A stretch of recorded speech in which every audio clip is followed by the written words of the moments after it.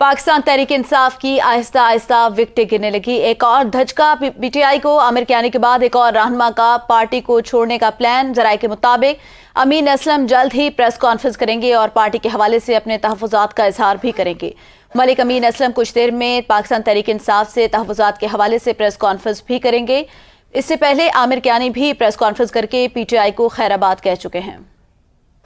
अहम खबर से आपको आगाह कर रहे हैं कि आमिर कियानी के बाद एक और बड़ी विकेट गिरने का खदशा है। पाकिस्तान तहरीक इंसाफ के रहनुमा अमीन असलम पार्टी छोड़ने का ऐलान कर सकते हैं और इम्कान जाहिर किया जा रहा है ज़राए के मुताबिक कि कुछ ही देर में वो प्रेस कॉन्फ्रेंस करके पार्टी छोड़ने का ऐलान करेंगे। मलिक अमीन असलम के हवाले से ये इतलात हैं ज़राए के मुताबिक कि पाकिस्तान तहरीक इंसाफ को जल्द ही छोड़ने का ऐलान सामने आ सकता है। इम्कान है कि मलिक अमीन असलम भी पाकिस्तान तहरीक इंसाफ को खैरबाद कह देंगे।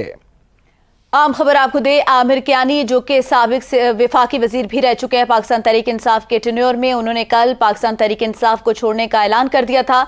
आज पीटीआई के एक और रहनुमा भी पार्टी को खैराबाद कहने का उनका इम्कान है।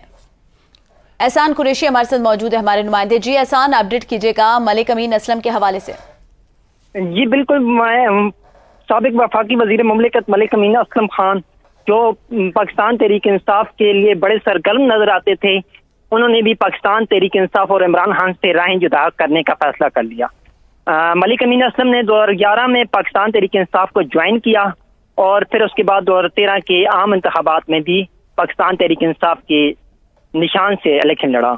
उसके बाद फिर पाकिस्तान तहरीक इंसाफ में 2018 के इलेक्शन में भी मलिक अमीन असलम ने अपने बाप दादा की सियासत को कुर्बान करते हुए इमरान खान के लिए मेजर ताहिर सादिक, जो कि मलिक अमीन असलम के एक बहुत बड़े सियासी हरीफ हैं जिला अटक में, उनके लिए पाकिस्तान तहरीक इंसाफ और इमरान खान के कहने पर कुर्बानी दी और सियासत के मैदान में सामने नहीं आई। शुक्रिया एहसान आगाह करने के लिए।